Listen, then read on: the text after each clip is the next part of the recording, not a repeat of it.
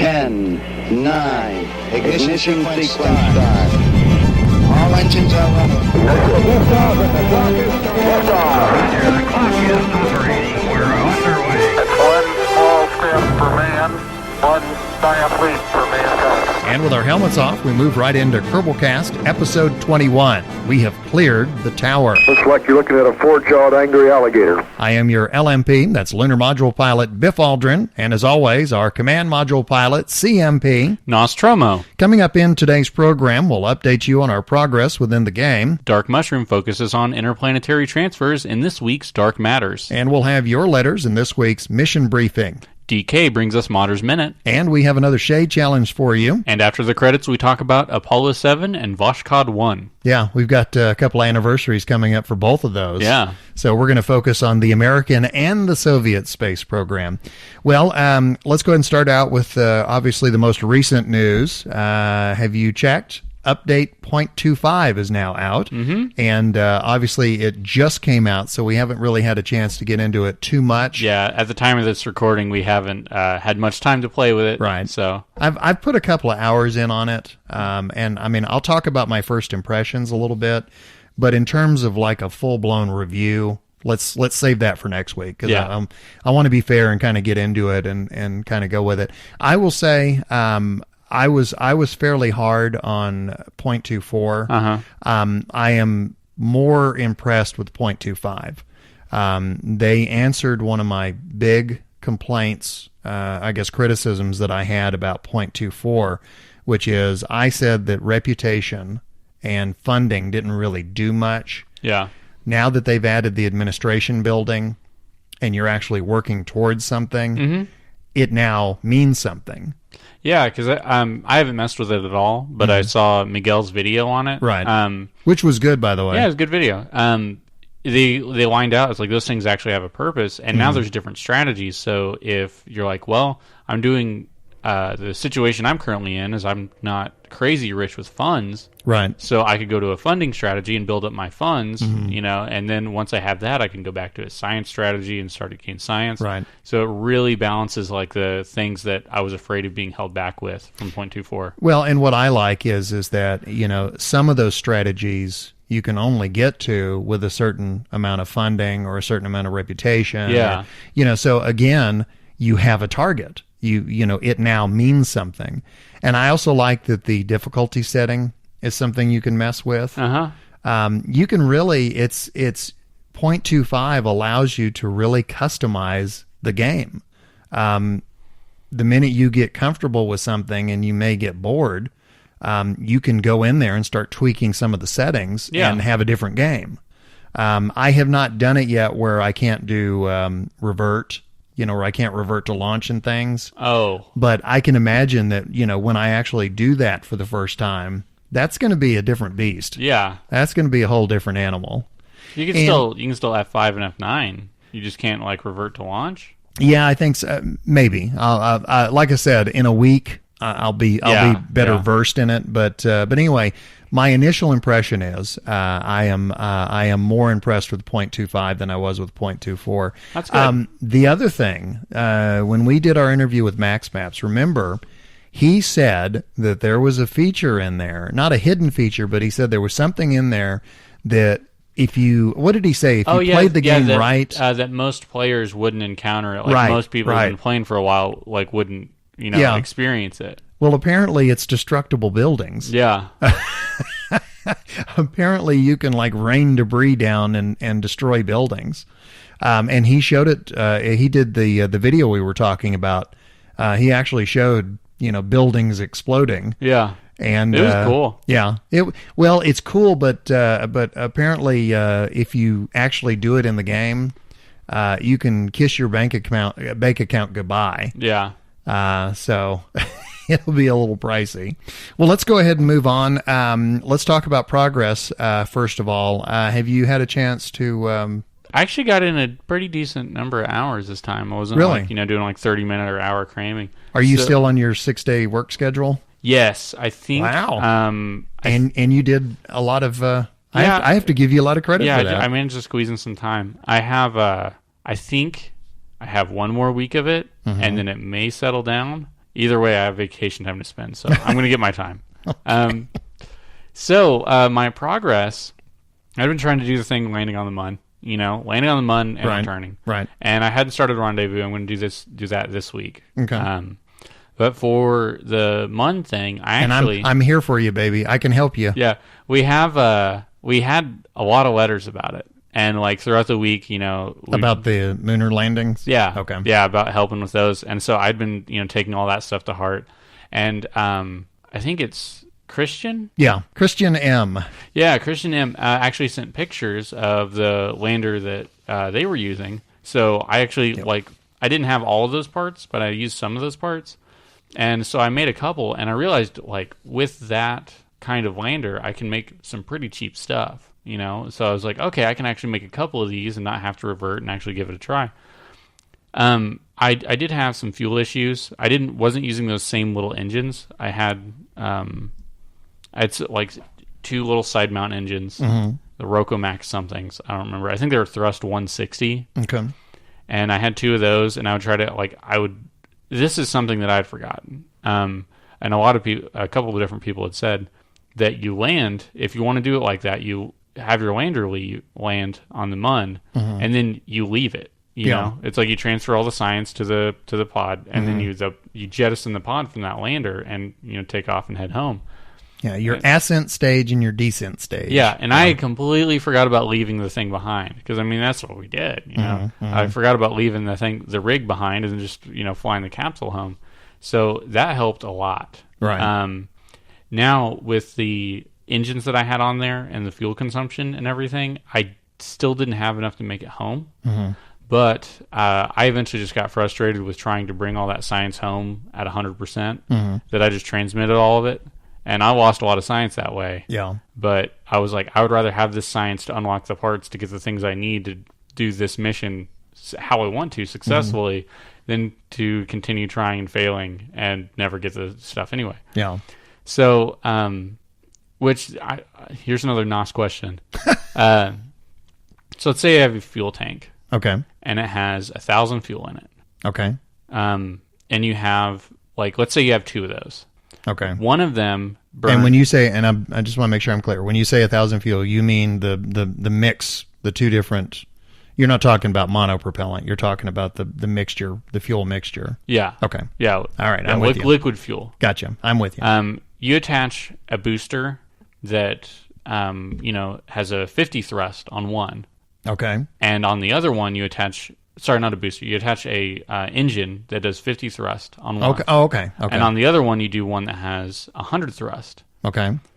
Would they travel the same distance? Just one would go faster, or does one consume fuel at a higher rate? Because the engines that Christian was using were small, and they were thrust, I think 75 or 50 or something like that. Right. The ones that I had were 160, and there were two of them. And I burned through that fuel so fast. It was almost like they were separatrons. But I was like, am I covering the same distance just really fast? Or do these things burn fuel at a higher rate? And so I'm just not making it last as long. I don't know that I could answer that. Okay, because what I'm wondering, in that 2-engine example, if they would both travel the same distance, by the time it ran out of fuel, right, just one would take longer to get there because it's half the speed. Right. Or if they would if the 51 actually consumes less fuel to get that much thrust. Yeah. And actually by the time they both ran out of fuel, the one that had 50 would go farther, tortoise in the hare, Yeah. Or if the one with more. My experience has been that it varies engine to engine. I don't know enough about it to say much more than that. Yeah. And I don't want to say something that turns out to be wrong. Yeah, because the one that they showed had the one in that picture. I used the same size fuel tank. I just had different engines. Right. And the way that they made it sound is like, oh yeah, it's plenty of fuel to get home. And so I was like, oh yeah. So I launched it, and it was just dry. Let's throw this to the listeners. We would like to have some explanation, a little bit more information. Yeah, I have two engines with the same amount of fuel. Right. And one has, but they have different amounts of thrust. Which one's going to be more fuel efficient? Okay.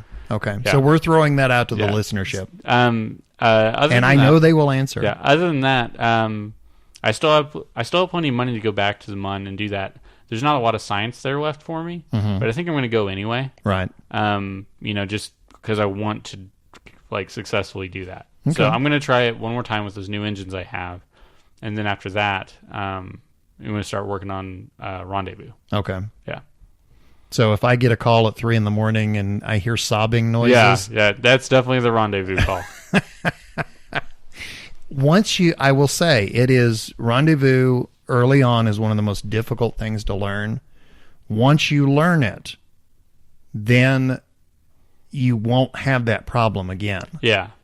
Because, once you get it down, you're able to do it. The first time you do it, you're going to feel like it was just dumb luck. Mm-hmm. And trying to do it again, you will probably struggle, or at least I did. But once you finally get it down to where you almost intuitively understand it, then it's never a problem. You can rendezvous pretty much anywhere with anything. Yeah. So anyway, it's like riding a bike. I didn't learn how to till I was 20. It's like riding a bike at 200 miles above the surface. Okay, so that's your progress? Yep. Okay, on to mine. You know that I gave up on the trying to fly from the cabin view experiment. Yeah. What's funny is that when I stopped doing that, it's almost like I went back to where I was before.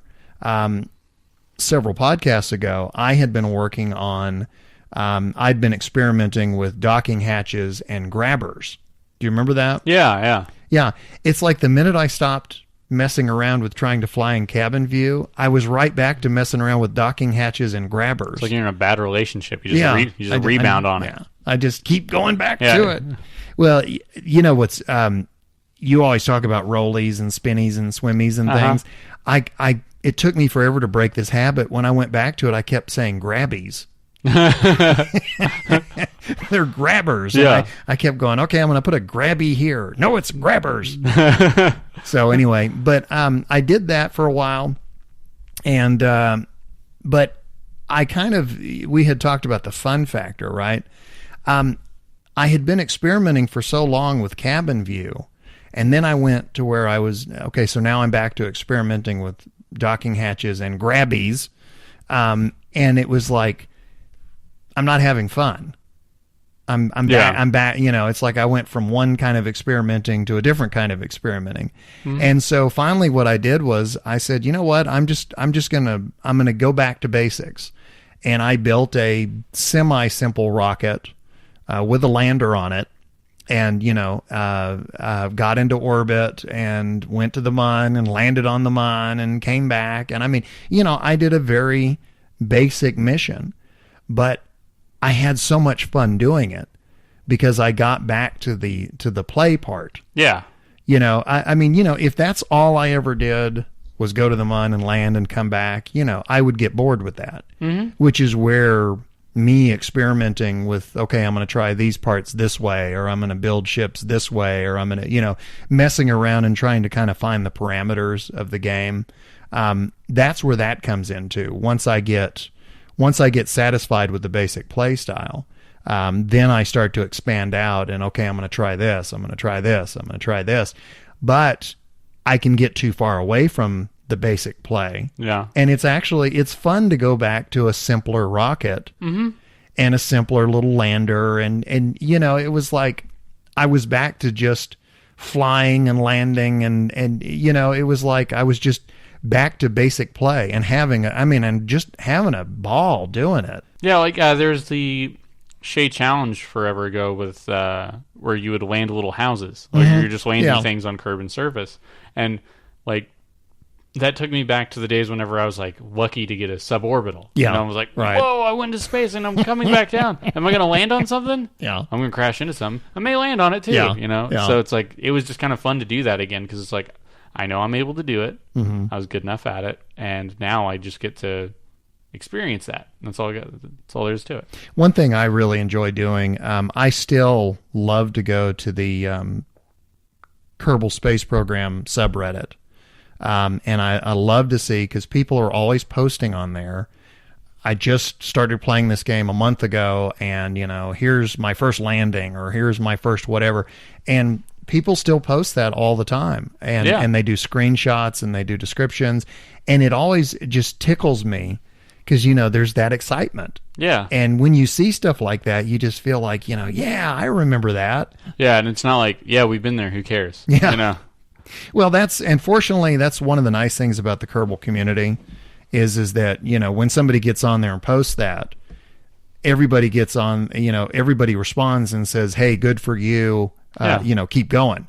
There's like the big quests and stuff that you'll have in RPGs, and every now and then you just want to do a little fetch quest. Yeah. You just want to run around. It's like, I'm just going to have fun right now. Well, that's like Elder Scrolls, sometimes you want to take a break from the main mission and just, hey, I found a cave. I'm going to go kill gnomes. I'm going to walk around. It's like, oh, okay. Yeah. Draugr. No big deal.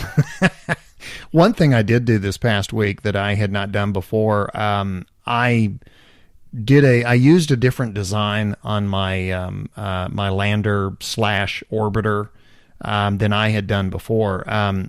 Typically, when you separate your lander from your orbiter, land and then return, typically when you dock, you're generally docking the nose of your lander to the nose of your orbiter, or something to that effect. And generally, my experience has been when you do that, you end up with a fairly wobbly craft. Yeah. What I did instead was, those massive docking ports, the docking port senior.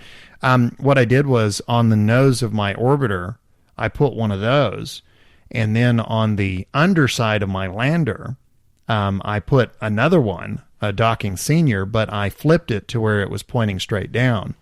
And my lander, it had a center tank, which was RCS, and then I had 4 Symmetry fuel tanks around it with engines on those, but there was no engine on the center tank, okay? And so what I did was when I detached and landed, when I came back up and rendezvoused, I actually rendezvoused in reverse. I backed up, and I connected those 2 docking seniors together.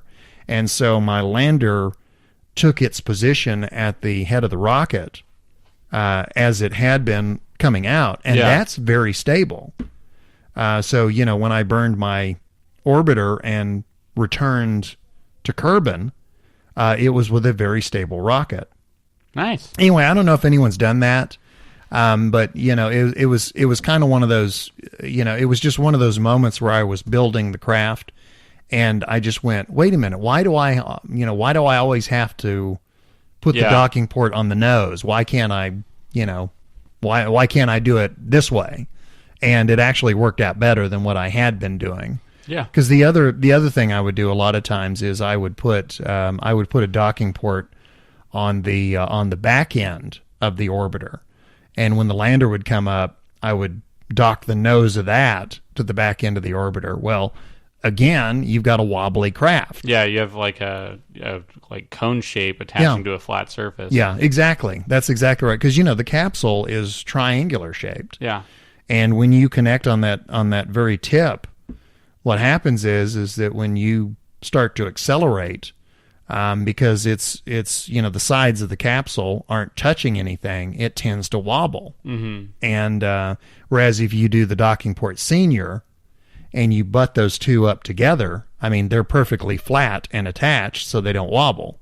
Anyway, well, let's go ahead and move on. Let's go ahead. It is last week. Unfortunately, we were not able to hear from Dark Mushroom, and the reason was, this week's Dark Matters, he wanted to really dig into it because Interplanetary Transfer is one of those things that is it's difficult to summarize. And he basically said, I'm going to take 2 weeks and really dig into this and really come up with an explanation. So here it is, Dark Mushroom, and this week's Dark Matters. Passing into Kerbalcast's sphere of influence comes this week's installment of Dark Mushroom's Dark Matter. My name is Dark Mushroom, and at the request of Biff in the Kerbalcast community, I'd like to go over a few pointers on interplanetary transfer.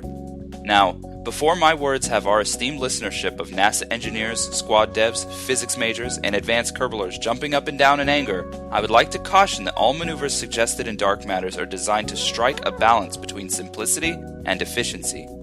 That being said, let's talk about traveling to nearby satellites.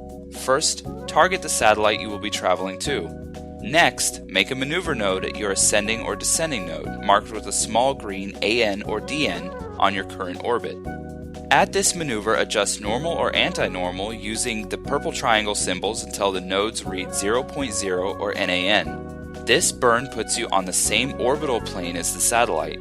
Once complete, make a new maneuver node and plan a prograde burn until your projected apoapsis is at the same distance as the satellite, and, with a little adjustment in where the node lies, you should easily get an encounter.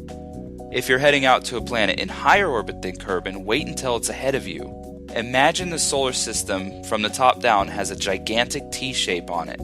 Kerbal, the sun, at the very bottom, and Kerbin at the top.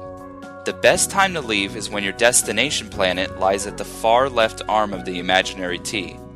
Though not perfectly efficient, I find it easiest to make one burn to get away from Kerbin's sphere of influence that roughly matches the target planet's orbit, then form your encounter from a second adjustment burn at the ascending or descending node along the way.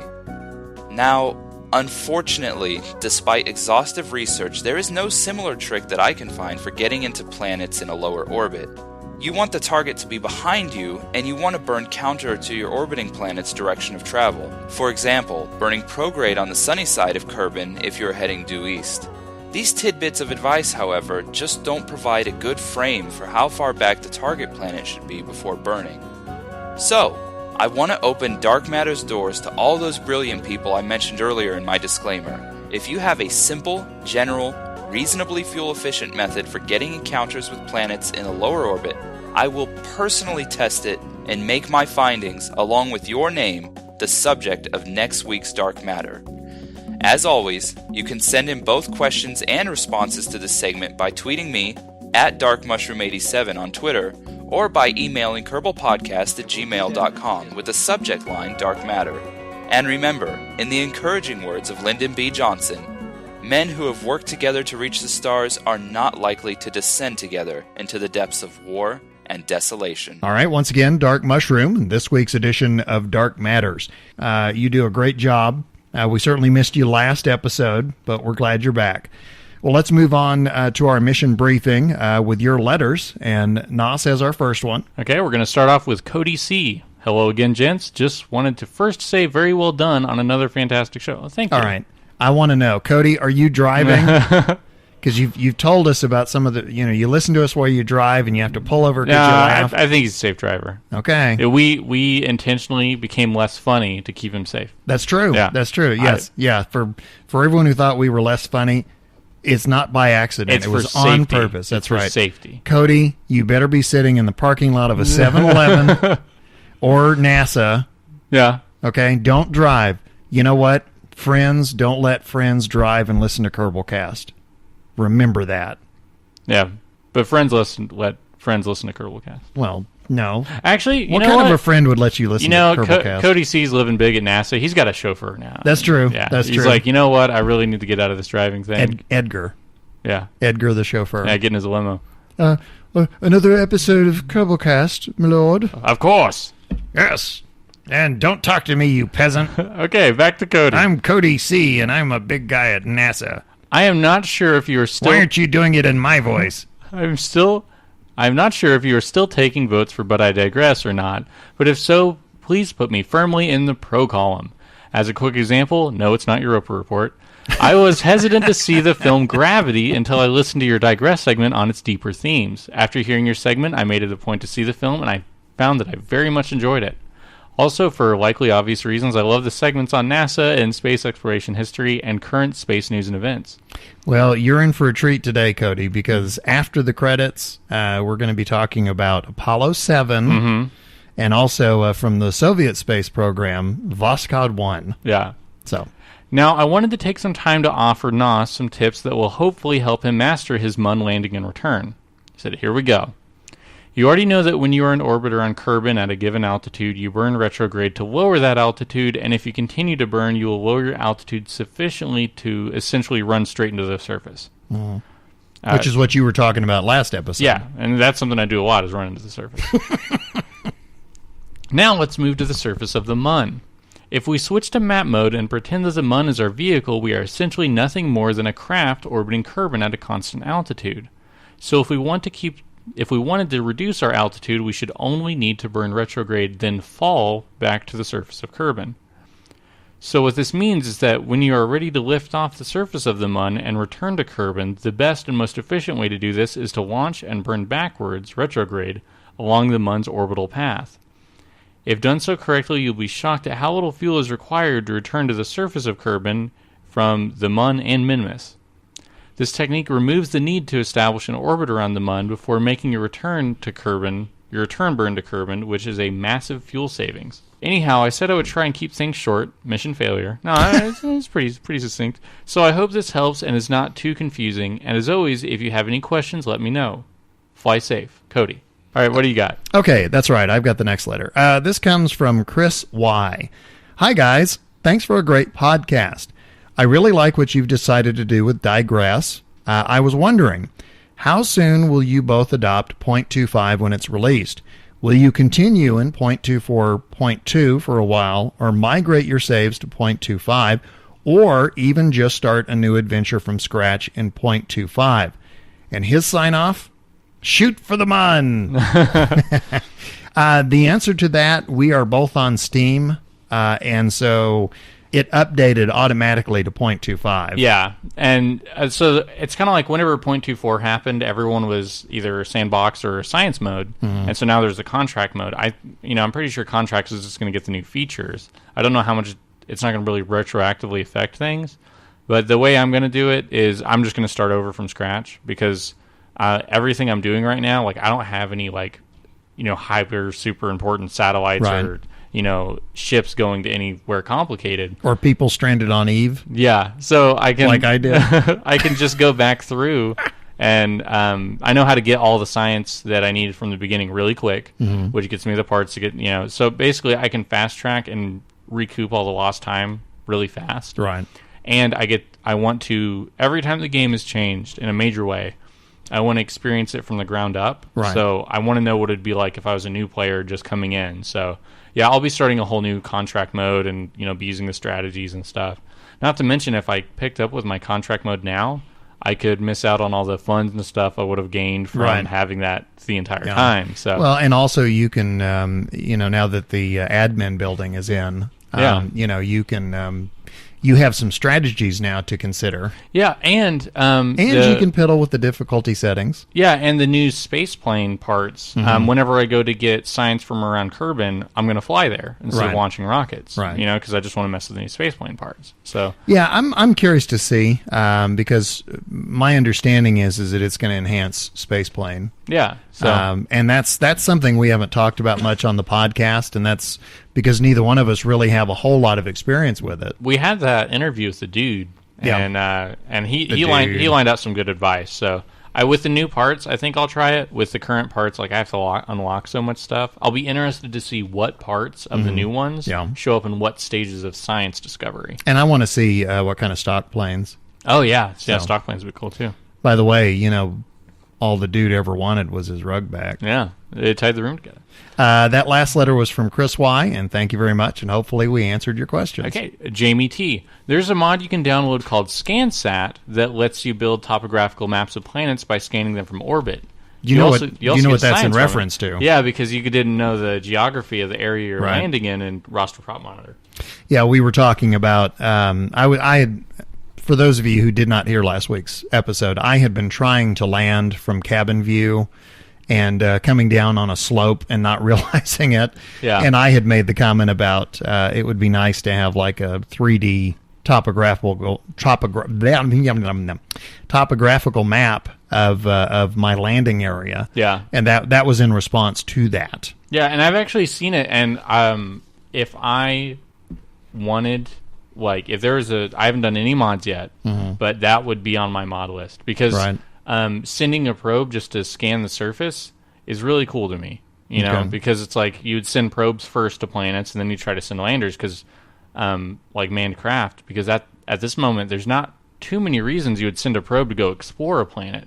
So I mean, I would just might as well send a crew there because I can get crew reports and EVAs and stuff. And but if you're actually scanning the surface, I'd send probes. So ScanSat actually looks pretty interesting to me. So okay, our next letter comes from Crater. Hi, Biff and Nos. That'd be a good name for me, considering I left quite a few craters. That's like your Top Gun name? Yeah, my Top Gun name. Yeah, call sign. Yeah. Let's see. Yeah, my Top Gun name is Gooseneck. Let's see. From Crater. Hi, Biff and Nos. First of all, I just want to say I love the show. I've been listening avidly for a couple of months now, and I look forward to each episode being released. I've been playing KSP since 0.15 several years now, and I'm very thankful that I bought it pre-Steam. So I have no way to know how many hours, days, weeks, months I've spent in-game. I still wouldn't class myself as an advanced player, though. I've never landed on Moho, for example, or got back from the surface of Eve, which that makes... I'm curious. Have you landed on the surface of Eve and not been able to get back? Because you said I haven't gotten back from the surface of Eve. Oh, yeah. Because, Eve is kind of like the spacecraft graveyard. Yeah. It's like you don't land on Eve, you donate your spacecraft to it. Like, here you go. I'm apparently not using it anymore. He says, I have built space stations in Joule orbit just to admire the view. Remember, I told you, this is beautiful. Yeah. Joule orbit, I mean, that thing is just... that's part of the reason that I wanted to go there was just to look at the stupid thing. Mm-hmm. I was listening to episode 19 and the problems you have with symmetry switching around in the VAB. This is for you. Yeah. Because you were having that problem. Mm-hmm. Actually, you know what?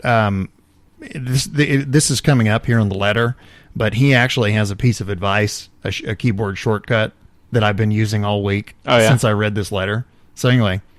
that I've teased it. Now you have to sit there in suspense and wait. Oh, no. Let's see. Once you know what it's doing, it does actually more or less make sense, and it's not too hard to work with. If you are on one-time symmetry, then that sticks. Always, totally, no problems. If you are on any other setting, and you mouse over a part that was placed with symmetry, then your current symmetry will jump to that of the part your mouse is over. Imagine that you have a rocket, and you place a radial decoupler with 2x symmetry. Now switch to 3x symmetry and place an SRB, solid rocket booster, onto the decoupler. If it didn't switch for you, then the one you place would be correctly attached to the decoupler, but the other two would be floating in midair around your rocket. It may be kind of Kerbal, but it won't help you go to space today. So that's why it does it. Yeah. Yeah. So no, it makes sense. Yeah. It's the game is saying, if you want this to actually work, this is what you need to do. So that's why it's switching on you. The best workaround is to get your mouse into the place you want the part, then use, here it is, here's your keyboard shortcut, X or Shift X to get the symmetry count to what you want it to that be. Means it forward and backward on the... X increases your symmetry, Shift X decreases. Okay, I wondered, because I've been hitting X to increase, but I was like, there's got to be some way to decrease. Yeah. I have not been hitting Shift X, simply because to me it's easier to just go around the horn. Yeah. And Crater has a sign-off for us. Okay. You ready? Go for it. Keep launching. Well, that's good. Yeah. No, yeah, that's good. I like that one. It was a directive. Crater, thank you very much for the letter, and thanks for the tip. I seriously, I've been using that all week, and it's been helpful. Do you have the next letter? From Misha. Hey, Biff and Nos. So Can I make a big deal about the pronunciation again? We will soon. Okay. Yeah. Misha, Micah, Michelob. Hey, Biff and Nos. So I finally caught up, and embarrassing cough. My first ever email to a podcast caused quite a stir, didn't it? But I digress. So thanks for taking my email as constructive criticism and not just as a whinge. However, by the time I got to episode 18, or maybe 17, when I was abruptly yanked out of my slumber, into which Biff's dulcet tones and the copious amount of beer I had consumed earlier that evening... Wait a minute, read that again? Did you say I have dulcet tones? Dulcet tones. I'm sorry. Did you say that I had dulcet tones? Ooh. Save it for after the credits. Have I talked to you about orbital insertion? Now you just don't know where to go from that. No. That gently deposited me in by the mention of my name. Shout out to Nas here, actually pronounced it correctly. And you know what's funny? I don't remember how I pronounced it. That's why I was trying to cover all your bases. Yeah, it's one of them. I had all but forgotten about my outburst, and in fact had decided it wasn't really all that applicable anymore anyway, having raised it when I was up to episode 6 or thereabouts. Episode 6 is a big one. Episode 6. You're the one. You're the one who's running up the download count. It's the game changer. You see, I had taken your suggestion to heart by then, and usually simply skipped the But I Digress segment, enjoying the remainder of your awesome podcast. Mind you, that also meant it took me several podcasts before I became aware of Shea's challenge. Yeah. In retrospect, I think my comments were maybe a bit harsh, and having just listened to the latest episode, I'm glad you decided to keep But I Digress, but moved it to the very end for those of us who aren't keen on it. Personally, I'm looking forward to more stories about real missions, past and present. Ooh, we have something in store for you. We are just plugging like crazy, aren't we? Very much enjoy the Apollo 15 segment, as well as the books, movies, whatever, for your other fans. I still can't get over the amount of controversy I created, or the fact that my entire email was read out. Ahem. Does it actually say ahem? Yeah. Oh, okay. Aerodynamics. You had a bit of discussion about the nose cones and how useless they are in the current version of the game. I fully agree and was devastated when I found that out for myself. However, rather than continuing to build ugly rockets, I simply installed FAR, a mod by Ferrum 4. Currently, I'm using Near, again by Ferrum 4, instead, as my PC wasn't quite powerful enough for FAR, but both do a similar job. FAR, pun intended, more realistic aerodynamics. While I haven't really tried space planes for these mods, I can't land them for the life of my Kerbals, they make rocket launches so much better. If you decide to try these mods out, remember nose cones and fairings will start making a huge difference. Really, you will also need procedural fairings or a similar fairing mod, and pancake rockets won't really work anymore. Anyway, keep up the awesome work, guys. May you live long and keep boosting, or in Nas's case, rolling. Nisha. P.S. I don't usually fall asleep to your podcast. Honest, it was the beer. In fact, it ended up taking me about 3 or 4 attempts to listen to all of that episode. It was just one of those weeks. I've had those weeks. Well, I have to disagree with him. What, it's easy to fall asleep to our podcast? No, that I agree with. I mean, I've sometimes fall asleep recording it. So, those long stretches where I don't say anything. I'm catching up on the Z's. It's like, hey, Nas, read a long letter. Go take a nap. No, he said that he thought he was too harsh with what he said. I disagree. Yeah. That kind of commentary is what helps us the most. It helps us make this a better podcast, and it gave us a chance to toss a question out. What do you think?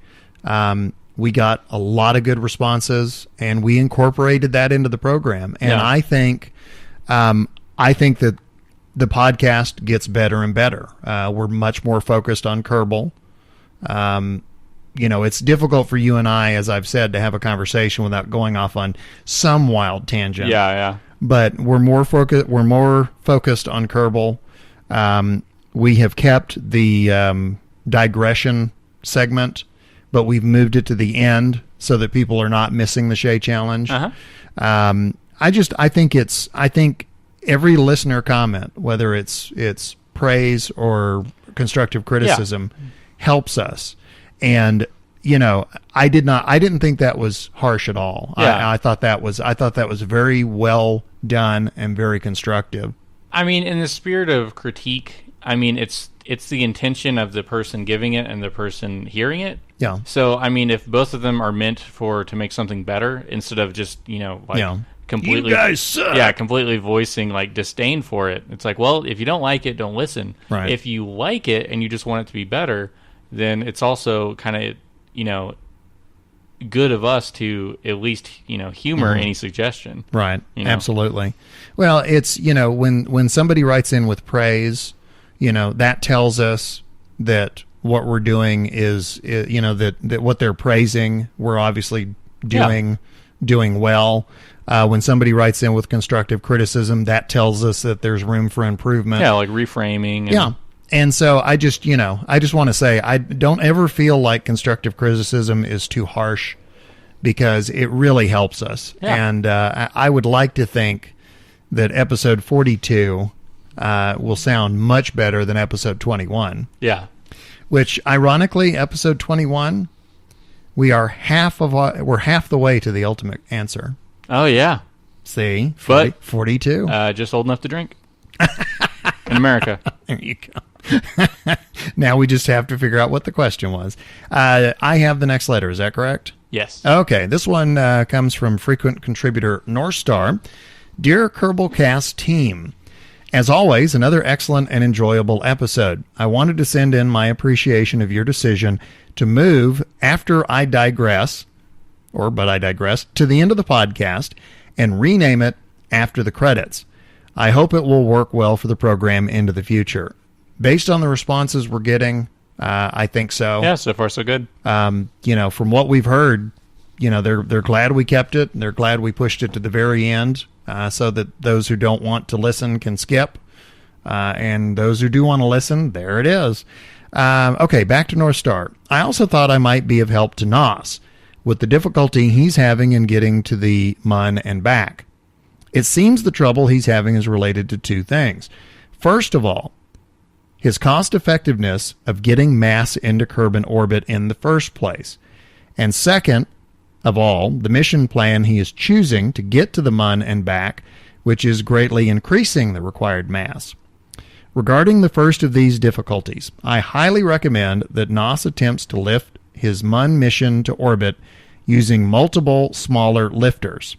This will mean making use of orbital rendezvous and docking of different mission components to each other, but will allow him to rely heavily on SRBs, solid rocket boosters, to bring down costs. You said you're about to start working on rendezvous and dock anyway, so that would be well timed. For inspiration, I suggest Nos try launching his entire mission craft on top of lifters, utilizing 3 to 4 of the longer solid rocket boosters under a tri- or quad coupler. By launching the mission craft in multiple pieces, one for the lander, one for the command craft, and one for fuel to refuel the other two, and using the lander command module engines to finish circularizing their orbits, this should be perfectly possible in no more than 3 to 4 launches. Of course, Nos will need to get the hang of docking and rendezvous first. Again, letter from North Star, and thank you very much. That's good advice. Yeah. Thanks, so North Star. what do you have? From Michael L.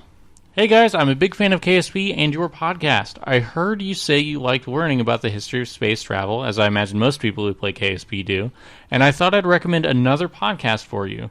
The Space Rocket History podcast by Michael Annis is great for that kind of stuff. He's got something like 80 episodes, starting at the history of the rocket engine, explaining all different aspects of almost every American and Russian mission in chronological order, and he's only up to the Gemini missions currently, so you can imagine how in-depth it gets. Oh, wow. Playing KSP really renewed my interest in all things space, and between that podcast and yours, I've always got something interesting to listen to in the car. Keep up the good work. From Mike in Tennessee. Okay, next letter. This comes from FIT Orion, and he says, hello. Regarding going to the Mun and returning, you got lots of response on this, didn't you? We launch east from the equator of Kerbin and gain a speed boost from that. Likewise for landing on the Mun. You want to be in an equatorial orbit and orbiting in the same direction as the Mun is rotating. Don't be afraid of stages. My Mun rockets often take 2 stages to reach Kerbin orbit. I tend to over-design a bit, so my transfer to Mun orbit stage tends to also be used to deorbit me for landing. Sometimes I'll have to jettison it with fuel still in it, so my nice lander with legs can land on those legs. It does not take much to get back off the Mun and back to Kerbin. Focus on beefing up your transfer stage, and your lander should then be able to be smaller and arrive on the surface with most of its fuel. That letter from FIT Orion. And thank you very much. Good advice for Nos. What's our next letter? This one is from Skyzar. Hail, Skyzar! Hello and hail. As some listeners may know, hail, Skyzar again! The default screenshot location for KSP and Linux was changed recently, and this seems to have resulted in the loss of all of my screenshots from before version 0.23.5. While reminiscing about past failures, I came to realize that all of my favorite missions were rescues, mainly rescuing the situation rather than rescuing a Kerbal. Now, the thing is, I never used to make much use of F5 or F9, mainly because I just kind of forgot about them. Me too. But since contracts came along, I've been using them all the time, and I thought to myself, if I just use that F9 key a bit less, I'd probably have a lot more fun with this game. I'd been thinking this a while I had a lander orbiting the Mun looking for a landing spot. I had designed a lander to be as wide and light as possible to survive a landing on very rough terrain. It was a capsule with 4 girders coming from it to small tanks and the smallest engines. I had a separate descent stage and a return to Kerbin stage that was left in orbit. So taking a deep swig of my chocolatey moho, I moved my hands to the keyboard and accidentally caught the spacebar, just sitting my descent stage of my lander. We'll land anyway. You never know, we might have enough fuel to get home. Well, Jeb landed just great. He had some fuel left over, though not enough to get back into orbit. Still on the mission, and we'll rescue him later. EVA first. But what's this? Capsule door obstructed. Here's an interesting fact. The spaceship is built around the Kerbal. Jeb cannot get out of the capsule to be rescued. The only solution I can come up with in the few bad-tempered seconds I have allowed myself is to take off and crash to knock off the obstructions that are not allowing him to exit the capsule. Actually, I've had that where there's been pieces on there. Yeah. And you roll around and knock them off. Yeah, you just you shave them off by just hitting the dirt. Jeb lifts off the Mun and flies into the ground at a gentle angle and crashes for a moment in a terrifying fireball, only to emerge triumphant as the capsule survives and Jeb climbs out with a great big grin on his green little face. And so the rescue ship arrives and lands about 4 kilometers from Jeb. He runs toward it, but it soon becomes apparent that it will take an age for Jeb to cover that distance. So we should move the rescue lander closer to him. I was trying to do sound effects, and I instead sounded like I was doing a beat poem. After much overcorrection, we make a bouncy landing 2 kilometers from Jeb and decide that's good enough, and Jeb runs toward it, soon passing his crashed ship again. After an age, the rescue ship comes into view. What a feeling. Soon Jeb has climbed aboard, and we waste no time in taking off, only then realizing that we haven't actually done any science. Well, at least you made it. Yeah. But we didn't get far. Before we reach orbit, the engines cough and sputter, out of fuel. I can't believe all the fuel is gone already. Jeb and Bob are wondering if they have any time left for any last snacks before hurling to a fiery doom. Clicking on the resources button, I see what I have fuel left to work with, and I discover I have loads left. After a moment of head scratching, I noticed that I didn't actually put fuel pipes connecting the central fuel tank and the small outer ones. So I quickly do a fuel transfer, forgetting that the engines are throttled up, speeding the ship into a wild tumble. So I quickly throttle down, wrestle back control, and transfer the fuel into 2 opposite tanks, then burn for all I'm worth, reversing the death plunge just a few hundred meters from the surface of the Mun. After powering up to orbit, I fill all the small tanks and head back to Kerbin. Then it's all just plain sailing, break into Kerbin orbit, deorbit, and fiery re-entry. I wonder if any of your regular listeners can guess what happened next. Well, they'd be wrong because I had parachutes. They did it open, they just didn't fly off. The ship floated down to safety and amongst some lovely mountains. I hit the recover button with a feeling of triumph, definitely one of my favorite missions, and it's all because I didn't hit F9. And that's the point of the story. Think twice before you stab that F9 key. You could be missing out on half the fun of the game. Remember, with enough courage and stupidity, we can overcome any obstacle, even our own incompetence. Ta-ta for now, Skyzar. Hail, Skyzar. That's a good story. You know, I've said this in the past. Some of the most fun missions I've ever had have been the ones where I have, barely enough fuel or barely enough ship or whatever. Did not go as planned. Yeah, and you pull off these miraculous landings. So I know exactly what he's talking about. Sometimes it's more fun to, try to ride the smoking crater of your, what's left of your ship all the way down than it is to F9 back to a perfect ship and try it again. Yeah. So I want to do my beat poem.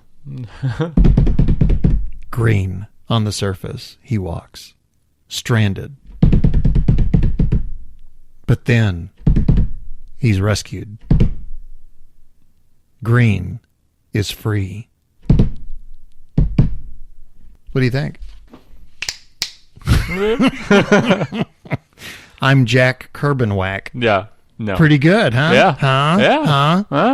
Huh? Okay, next letter. This is the one you were talking about earlier. This is from Christian M. Hey, guys, new listener here, enjoying your podcast so far. Well, we'll see how long that lasts. Yeah. On the last episode, Nos was talking about the difficulties he had returning from the Mun. They love you, man. Yeah, well, it's most of our listeners are pretty advanced players. Yeah. So this is something they know really well. Right. So yeah, I appreciate all the help I can get. So. They've taken you under their wing. Yeah. You're their little brother. Let's see. I had the same issue once, and I thought I would share with you how I got over it eventually. I love that, eventually. Yeah. I got over it eventually. It is a good idea to design a dedicated Kerbal return stage and make it as small and simple as possible. I experimented with how small that stage can be, and it turns out, had I overestimated it by a wide margin. I realized I kept failing since I had been building way too large, complicated landers that ran out of fuel on their way there. All you need to return an Mk1 command pod from the surface of the Mun back to Kerbin is a single FL-T200 fuel tank and two tiny Rockomax 2477 radial engines. Alternately, you can use the LV909 if you haven't unlocked them. I have been successfully using that return stage on top of every Mooner lander since. You launch it from the Mooner surface, leaving your large descent stage behind. You don't go into Mooner orbit. You launch straight into a Mooner escape trajectory and end up in a highly eccentric Kerbin orbit. From there, it's just a nudge to get your re-entry. You should even have fuel to spare. I found that the Apollo flight profile is not efficient in KSP, since the hardware required, RCS, docking ports, extra engines, adds more weight and offsets the fuel you save. It's also more risky and more difficult. Hope that helps. P.S. As for the question of the direction of landing, it doesn't make a difference whether you land on the leading or trailing side of the Mun. You are in the frame of the reference. You are being in the frame of reference of the Mun at that point. Mm-hmm. So anyway, Christian M. Actually, Christian, you sent that picture, and I based my lander off of that. And that I was using the LV909s, and those are the ones that just ate the fuel so fast. Right. So I'm going to work on it some more. But yeah, that helped a lot. Good. It did. Yeah, that's one thing that I really like is that anytime you and I have a question or get stuck, yeah, I mean, we have this massive resource that we can just, as long as we don't mind waiting a week. Yeah, I think anytime I start a new game and I'm stuck, I'll just make a podcast about it. And some guy will find me like, "This is how you do it." And I'm like, "Okay, cool." Nos plays Happy Happy Kitty. Yeah. Okay, guys, I'm stuck on the first level. How do I get past the barking dog? So Ron K. Hey guys, I'm a listener in the Canadian Arctic. I have been downloading your podcast for the past 2, 3, 4 months, so almost since the beginning. I really am enjoying hearing about your adventures discovering the game. I've been playing since late January 2014, so approximately 9 months. So far, I've managed to land Kerbals on the Mun, Minmus, Duna, Ike, and Gilly. I have not been brave enough to try landing on Eve yet. I can't blame you. Yeah. I have also sent landers to Eve and probes to Jool. I've found that atomic engines are a great help in reaching the other planets. I have also recently started making space planes, and I think you should talk about those a bit. This is where he sent us the picture of his space plane, is that right? It didn't say it in this email, but I think so. Yeah, Okay. yeah, because we tweeted that. Yeah, we tweeted him out. Yeah, if you want to take a look at his pictures of his space plane, we tweeted those out. The design challenges are different, the launch profile is different, and then if you are successful, you have to figure out re-entry and landing. My own space planes are generally just copies of ones I've seen on the forums, such as the attached. I have installed Spaceplane Plus in anticipation of version 0.25. I crash a lot, but I find it very interesting designing the planes and trying to make the physics of flight work. To be honest, I still crash a lot while trying to land on Kerbin, but that is just part of the challenge. In terms of thinking about the practicality of building a spaceplane, you have both complained about running out of money in the contract game. Imagine being able to run several rescue a Kerbal in orbit missions, but only have to pay for the cost of fuel.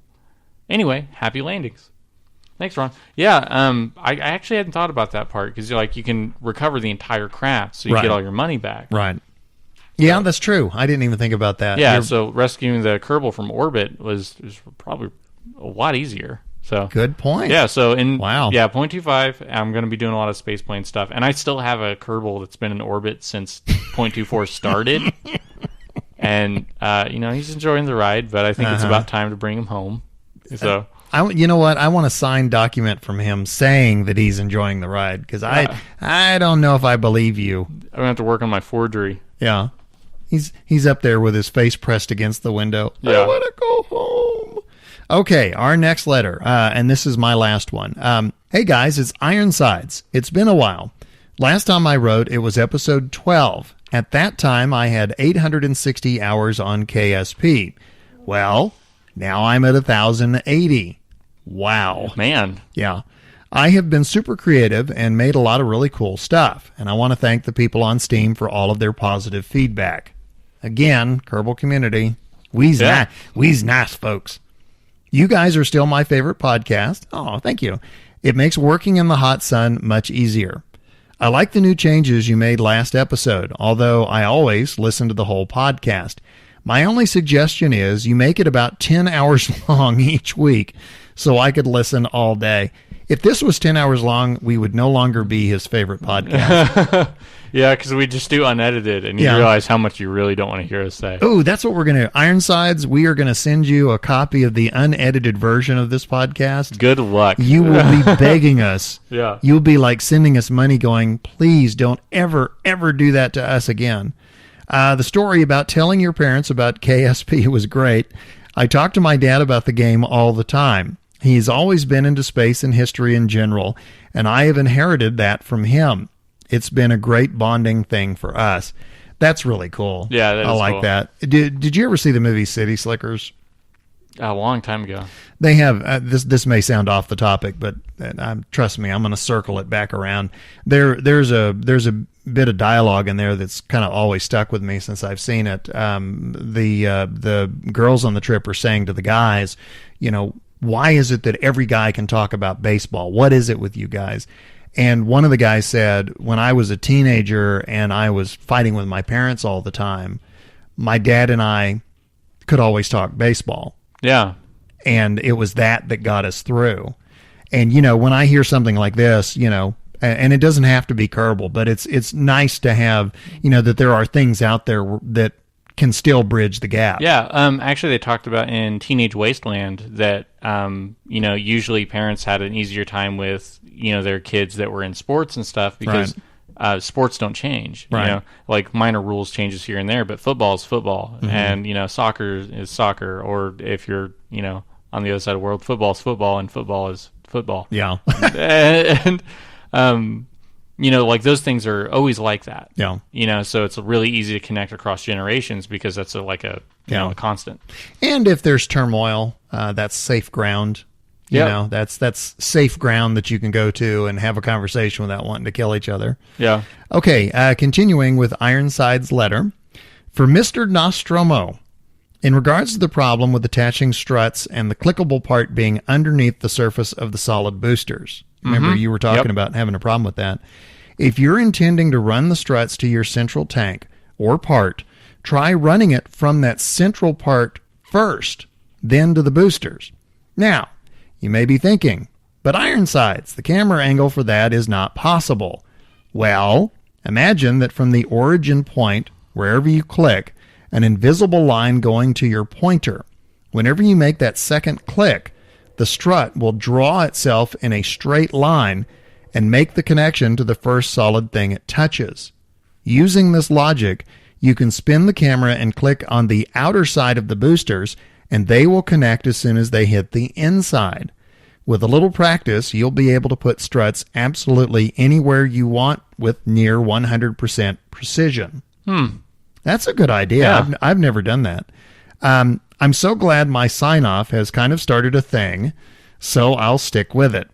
May you always have a star to steer by and enough fuel to get you home. Ironsides, thank you, and thanks for starting the thing. Okay, last letter from Anykey. Fuel efficiency. I heard that Nos was having trouble with running out of fuel, so I had some ideas that might help him. Keep your periapsis from Kerbin as low as possible and your encounter distance with target as low also, about 10,000 with Mun Minmus. For these small bodies, the direction doesn't matter since they are not spinning very fast. More important is to land where you can see what's going on, so sunny side is usually easier. When you're going to actually land, you want to start as low and slow as possible, low periapsis and apoapsis. Keep slowing down horizontal movement until you're about 1 to 2K above the ground, and then start with vertical descent. Other ideas include don't bring everything with you, and don't bring everything back. Unless you're doing docking, you probably don't need RCS, and for these small bodies, use smallest engines you can find. For the return trip, discard everything after it's been used, extracting all the science from the experiments, and storing the data with the Kerbal. You only really need a Kerbal and a command capsule with a parachute, or even drop the capsule and just use a chair with a parachute instead. From Anykey, may you always have enough fuel to return home safe. I have a question. Yeah. He's talking about landing, and he says that it's easier to land on the sunny side. By definition, wouldn't it be easier to land over easy? No, egg humor. But exactly. Oh. So DK has a segment called Modder's Minute. I'm pretty sure nearly all of us have sent out a science gathering mission and then came back with only a fraction of what we could have possibly gotten. It's really hard to know when we are able to gather some science that we haven't already done, or when we cross a biome barrier and have a whole new slew of experiments to do. The stock game gives precisely zero feedback with this. This is where Science Alert comes in. We get a visual and audio cue whenever a new science experiment is available. You can also configure the mod to stop time warp with the alarms. If you combine that with something like the GravMax negative gravioli detector, you're going to be racking in so much science it will feel like cheating. Now sometimes it can be a little troublesome to have Science Alert stop time warp for every little experiment. Well, you can set up a science threshold to ignore lower value reports. There's another feature in the mod that I just love. In addition to having an alert pop-up telling you which experiments you are able to do, it also gives you buttons to perform the experiments right on the interface. Sometimes it can be annoying to try to find that last seismic accelerator that you haven't used yet. With Science Alert, you don't have to. I think Science Alert is an absolute necessity for any career or science mode playthrough. It will make all of your missions much more efficient and save you a lot of time. All right, DK, thank you much. That's DK with this week's Modder's Minute. We do appreciate all that he does for us. Good job. Yeah. Don't forget, you can check out DK on Twitch TV, either Declarations, that's DK Lorations, or he's also on KSP TV on Thursday evenings. So again, DK, thank you so much. Okay, it's now time for the Shea Challenge. This challenge is another Easter egg hunt. On Kerbin, there are many strange things hidden within the mountains. I want you to find this anomaly and send back evidence. Another is the List Temple of King Jebediah the Fiery. Good luck and happy hunting. Oh, and don't forget the snacks. Okay, question. This stuff is really in the game? I guess so. Yeah, so I want to see the evidence too. If you want to show them the evidence, you can email us, kerbalpodcast@gmail.com, or you can put it on our Twitter at Kerbalcast.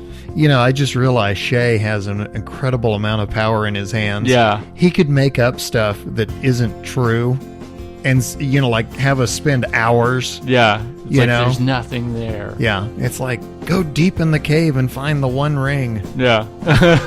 I swear it's there. Keep looking.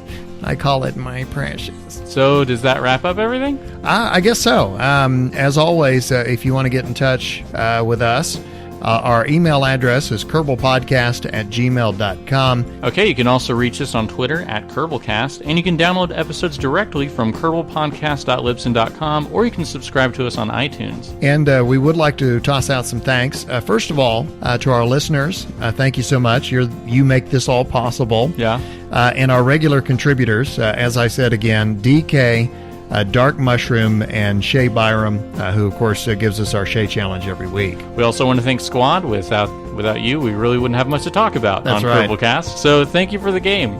We also want to thank the subreddit moderators at KSP and Kerbal Academy.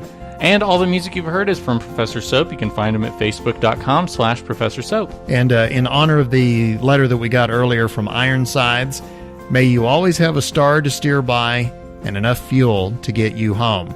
I am your LMP, that's Lunar Module Pilot Biff Aldrin, and our CMP, Command Module Pilot, Nostrum. As always, Happy Kerbaling.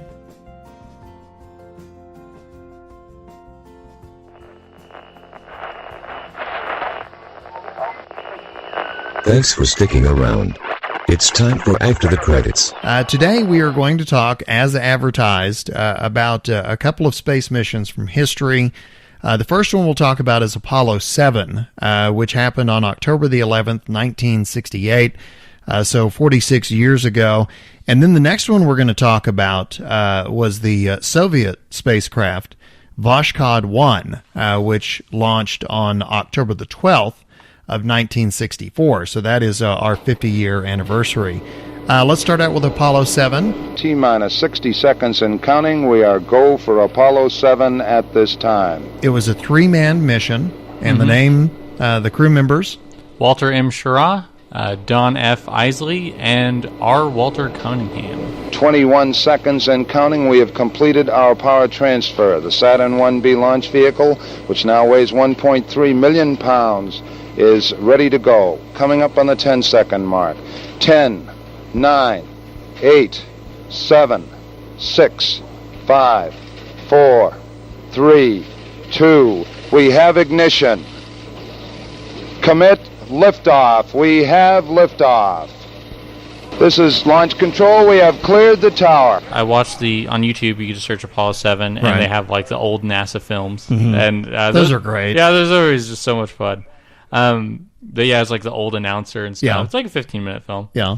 This was like it was the first live broadcast one. And it's the first live TV broadcast from an American spacecraft. Yeah. Hey, we got you. I can see Isley talking there. Hey, Don, turn your head to the right. There you go. Hey, you're picking up. I can read it now. Just a minute. It says, from that lovely Apollo something. You guys should write high atop something. Looks good. I can see Wally Hamlet now, and Don has a smile in his face, and there's Walt. The definition is pretty good down here. I can see the center hatch. Actually, I'm amazed. It looks real good. They try to portray it like everything went perfect, but there's some times where you're like, wait, what? You know, because they're like, whenever their launch was delayed, I think it was like anywhere from 5 to 15 minutes. Yeah. And they just said, just some tension between the crew and ground controllers and stuff. You're like, with what? You know, There was a spot of bother. yeah. It's like, a little something happened, and you're like, wait, what was going on? One thing that was cool is like I got to see Gemini 6. Right. And You got to see the actual craft. I got to see the actual craft, and it is cramped. Yeah. Like there, not much room to wiggle around. Like they had mirrors set up so you could look around corners and stuff because you couldn't move your head. Yeah. Imagine being stuffed in that for like 7 or 8 days. Yeah. They did the live Or 11. feed. They did the live feed on this one, and they said that there was more room than there really ever had been. Like they were able to move around each other and actually experience zero-G actually floating and stuff. Well, the term relative applies there. Yeah. Yeah, there's relatively more room. And, the kind of cool thing about the live broadcasts and stuff is, and I mean, they still do this today. They're like, hey, this is how we mix our drink or whatever. And they just spin it and they show you all these cool things about being in zero-G, because you may not, know what RCS stands for. You may not know, like a orbital, how to set up an orbit or anything, but you know that zero gravity is cool. So, that's something they'll always show the public. Right. Until space flight becomes commonplace amongst common people, it's always kind of cool to show them zero gravity. Right. Well, you talk about tension. There was tension later in the mission too. Oh, I love which the NASA documentary that we both watched, the official NASA documentary, basically just smooths it over. As a matter of fact, they don't even mention the fact that there was what has been historically now called the mutiny in space. Yeah, it was, the way they said, it's like, one of them contracted a cold and it quickly moved to the rest of the crew. And so they decided to, implement a plan on reentry to equalize the pressure in their eardrums and stuff. Right. And it's like, that's not exactly how it happened. From what you were telling me, like, you know, Chirag, he got a cold. He got a head, it was a head cold, right? Just he got a head cold. Yeah, and that kind of... And then it spread. Yeah, because you're in this little box together, so it's going to move, you know? Right. And so, you know, they kind of had a dispute telling him, it's like, well, you got to keep your helmet on reentry. And he's like, I'm not going to keep my helmet on. Yeah. He's like, because I constantly need to be, you know... honking my nose. Yeah, honking my nose to get my ear pressure settled. And I said, well, it's for safety. And he's like, well, I'm not doing it. Yeah, and Deke Slayton, who was one of the Mercury astronauts, but he had been grounded as well. He was the bigwig there, and he actually got on the radio circuit and was telling them, you know, if you guys keep disobeying, you're going to have to explain yourselves down here on the ground. Yeah. And Shira was like, well, then that's what I'm going to do. Yeah. You know, it's like sass in space. Yeah. The thing is, I could not find audio for this. I don't know if they'd want to admit that something like that went around. Well, that's why I was hoping for, because a lot of the missions have you can listen to complete audio start to finish, the transcripts, and I was trying to find that. And anyway, so the one downside to the mutiny story, this was Wally Schirra's last flight. And he announced that before they even went up. You know, he said, you know, I've flown them all now, so I'm going to retire. Well, he was the one that was basically mutinying. He was the one that was saying, you know, we're not going to do that and whatever. NASA couldn't punish him. Yeah, they didn't have leverage on him. Yeah, because he was retiring. So what they did was they basically grounded the other two astronauts. Yeah. The other two astronauts got punished for the quote unquote mutiny in space. One last thing we should mention about Apollo 7. The Apollo profile, the flight profile, called for later missions to have the command and service module separate, flip around, dock with the limb, and then extract it. Well, they didn't have the limb with them on this mission, but they simulated that maneuver anyway using the S-4B. And they got fairly close to it, but they also found that some of the adapter panels had not opened fully, and that's where the whole term about it looks like an angry alligator came from. Apollo 7 Houston, how close are you now? We're close to about 70 feet. It's tumbling rather wildly, so we try to stay away from it. Roger, understand. Ready to copy, Jack, go. The saw panel on the opposite side of one large sphere sticking out by the engine does not have a flashing light. The other three are working fine. Roger, copy. Just to wrap up, Apollo 7 was a C-type mission, 11 days in space. It was an Earth orbital test flight. It launched on October the 11th, and it splashed down on October the 22nd, 1968. This is Apollo Control Houston. Now, Recovery 1 has established electronic communication with Apollo 7. Recovery 1 has positive contact, and now we've got that picture. Okay, we're going to move on to the next one. October the 12th, 1964, Voskhod 1. From the Wikipedia page, this was the 7th manned Soviet spaceflight, and it achieved a number of firsts in the history of manned spaceflight. Number 1, being the first spaceflight to carry more than one crewman into orbit. The Soviet Union beat the American Gemini program by just a very short period of time. They had 3 people on board. They were the first flight without the use of spacesuits, the first to carry either an engineer or a physician into outer space, and they also set a manned spacecraft altitude record of 209 miles.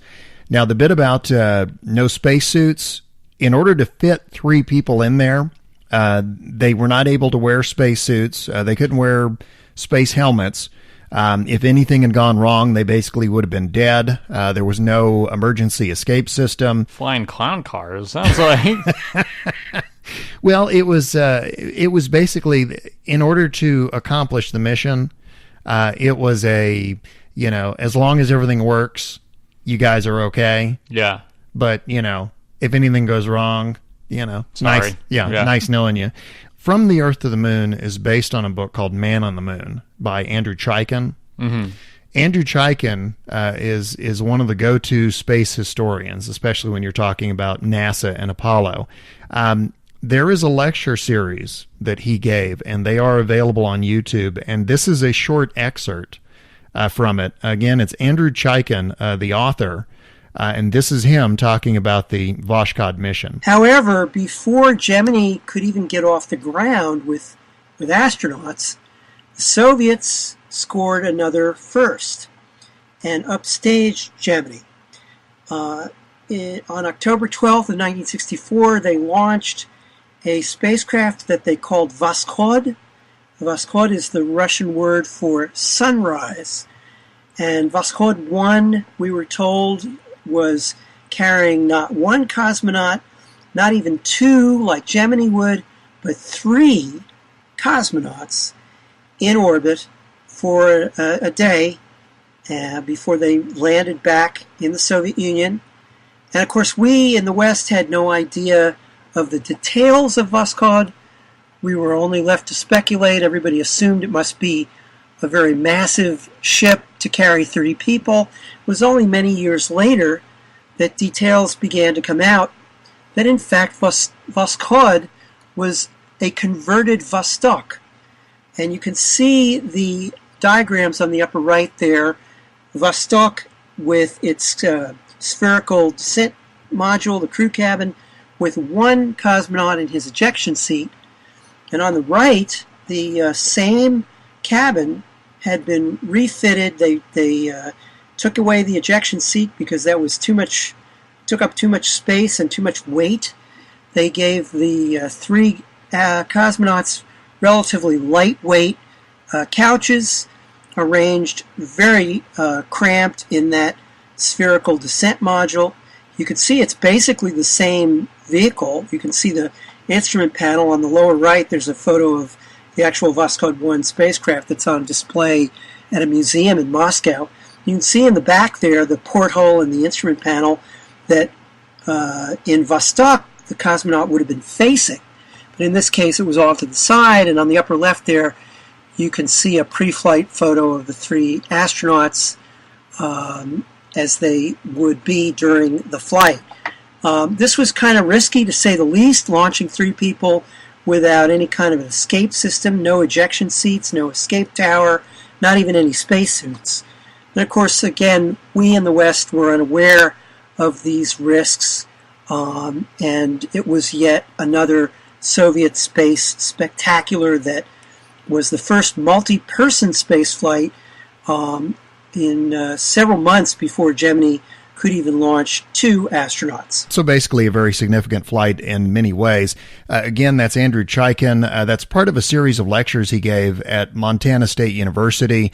It's a 3-part series. You can find it on YouTube. Definitely check it out. Very interesting. Yeah. One last thing I will say, when I was doing research on this, turns out that while Voskhod 1 was in orbit, people on the ground were actually picking up signals from the spacecraft. It was received in England and also Gainesville, Florida.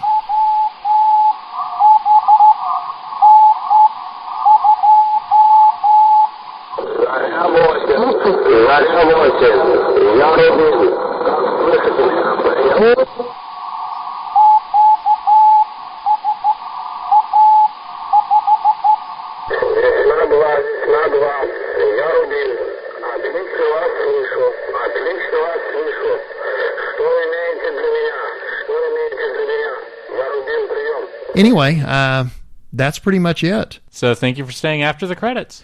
We're going to leave you with a song that was sent in by one of our listeners, and this is something you can also find on YouTube. Just search for the term Garbage Day. Believe it or not, there's animation that goes with it. So we'll see you again next week.